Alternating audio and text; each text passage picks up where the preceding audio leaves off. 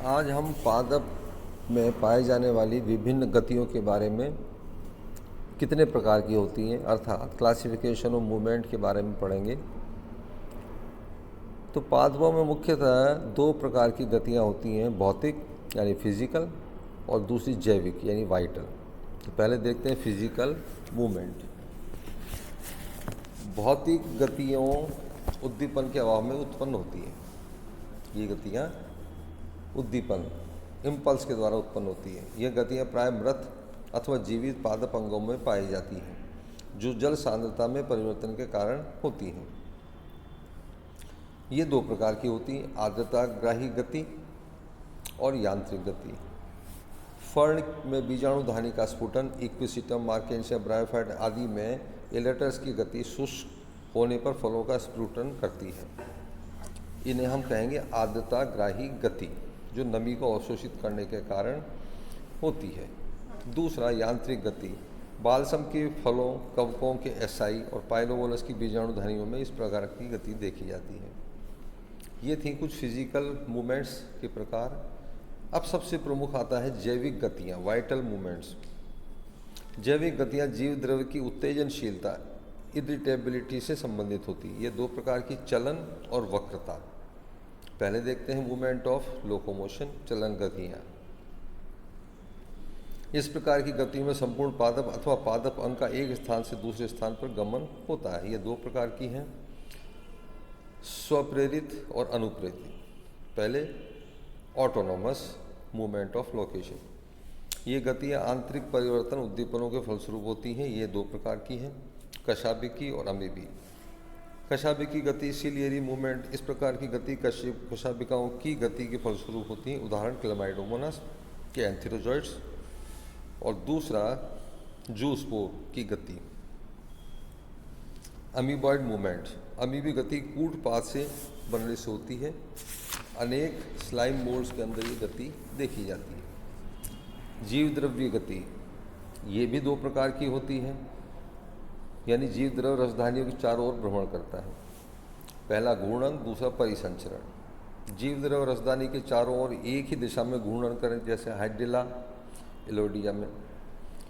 दूसरा परिसंचरण, कोशिका में जीव द्रव्य अनेक रसधानियों के चारों ओर भिन्न भिन्न दिशाओं में भ्रमण करता है। ट्रेडिस्केंसिया के पुंकेसी रोम और कोकरबेटिसी के स्टेम हेयर्स के अंदर पाया जाता है। अगला है उत्सर्जी गतियाँ। तंतु के एक अथवा दूसरी ओर उत्सर्जी पदार्थ के उपस्थित होने में नील हरित शैवाल ऑसिलेटोरिया का शीर्ष भाग पेंडुलम की भांति दाएं बाएं गति करता है। चलन की अनुप्रेरित गतियाँ यानी इंड्यूस मूवमेंट ऑफ लोकोमोशन। बाह्य उद्दीपन, ताप, प्रकाश, रसायन इत्यादि के कारण ये गति उत्पन्न होती है। इनको टैक्टिक गतियाँ भी कहा जाता है। ये निम्न प्रकार की हैं। पहला प्रकाशुन चालित फोटोटैक्टिक मूवमेंट। यहाँ उद्दीपन मुख्य रूप से प्रकाश के द्वारा पैदा होता है। अनेक सूक्ष्मदर्शी शैवाल में धीमे से तीव्र प्रकाश की ओर अर्थात धनात्मक अथवा तीव्र से प्रकाश की ओर अर्थात ऋणात्मक गति दर्शाते हैं, जैसे क्लेमाइडोमोनास, वॉल्वॉक्स। तापमान से चालित गतियाँ, ये तापमान के द्वारा, जैसे क्लेमाइडोमोनास। रसायन के द्वारा होने वाली गतियाँ, जैसे ब्रायोफाइट और टेरिडोफाइट में मेल गैमेट्स का मूवमेंट। अगला है वक्रण गति, मूवमेंट ऑफ कर्वेचर। ये दो प्रकार की हैं। इस प्रकार की गतियाँ वक्रण अथवा झुकाव अथवा पादप अंग किसी विशेष दिशा में ओरिएंटेड के रूप में परिलक्षित होता है। ये दो प्रकार की हैं, ऑटोनोमस और दूसरा प्रकार है ऑटोनोमस के अलावा इंड्यूस्ड। तो पहले देखते हैं ऑटोनोमस। इस प्रकार की गति में आंतरिक परिवर्तन तथा उद्दीपनों से उत्पन्न होती है। इन्हें किसी बाह्य उद्दीपन की आवश्यकता नहीं होती। स्वतः प्रेरित वक्रण गतियाँ दो प्रकार की हैं, स्वतः ऑटोमेटिक मूवमेंट ऑफ वेरिएशन और ऑटोनोमस मूवमेंट ऑफ ग्रोथ। स्वतः परिवर्तनी गतियाँ कोशिकाओं में स्फीति के परिवर्तन से उत्पन्न होती हैं, इसलिए इन्हें स्फीत गतियाँ भी कहते हैं, जैसे इंडियन टेलीग्राफ प्लांट के अंदर देखा जाता है। दूसरा, स्वतः वृद्धि गतियाँ।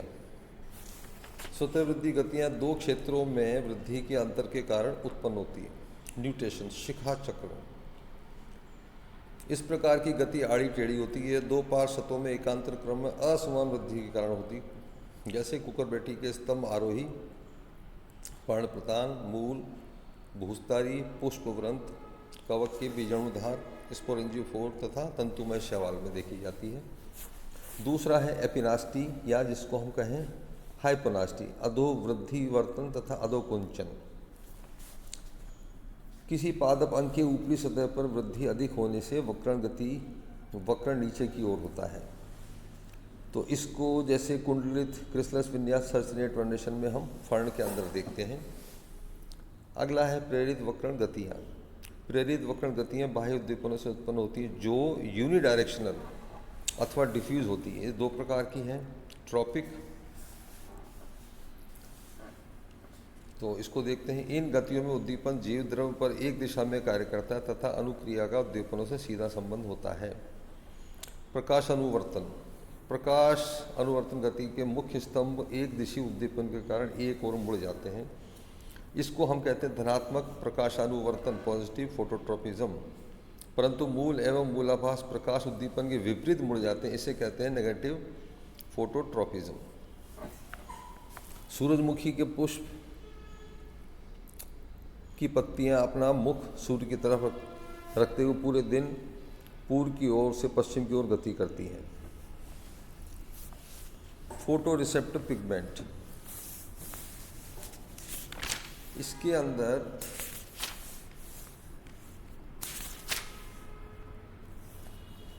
फिर है जलानुवर्तन गतियाँ। ये गतियाँ जो जल उद्दीपन के कारण होती हैं, जलानुवर्तन गतियाँ हाइड्रोट्रॉफिक मूवमेंट कहलाती हैं। इस प्रकार की गतियों का सर्वप्रथम प्रदर्शन जॉनसन ने किया था। मूल जल की ओर गति करता है, इसलिए ये धनात्मक पॉजिटिव हाइड्रोट्रॉफिक मूवमेंट कहलाता है। फिर है रसायनोवर्तन गति। किसी प्रकार के रसायन के उद्दीपन के कारण होने वाली गति को कीमोट्रॉफिक मूवमेंट कहते हैं। अगला है थर्मोट्रॉफिक मूवमेंट। तापमान के कारण पादप अंग के एक तरफ ताप परिवर्तन से गति करते हैं। दिन के समय एनीमोन के अंदर, ट्यूलिप के अंदर में पुष्पवृंत सूर्य की तरफ मुड़ा रहता है। यह एक विशेष प्रकार का प्रकाशानुवर्तन है जिसमें अवरक्त किरणों के प्रति अनुक्रिया होती है। Nastic movement.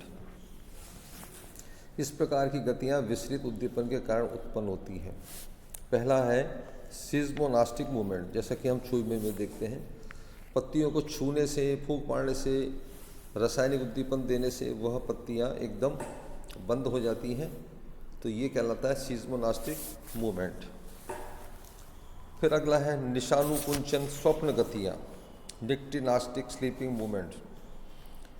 कुछ पादपों में पुष्प पत्तियों की स्थिति रात्रि एवं दिन के समय बदलती रहती है, तो इसको हम क्या कहते हैं, निक्टिनास्टिक स्लीपिंग मूवमेंट। तो ये हमने देखा विभिन्न प्रकार की गतियाँ जो पादपों के अंदर पाई जाती हैं। धन्यवाद।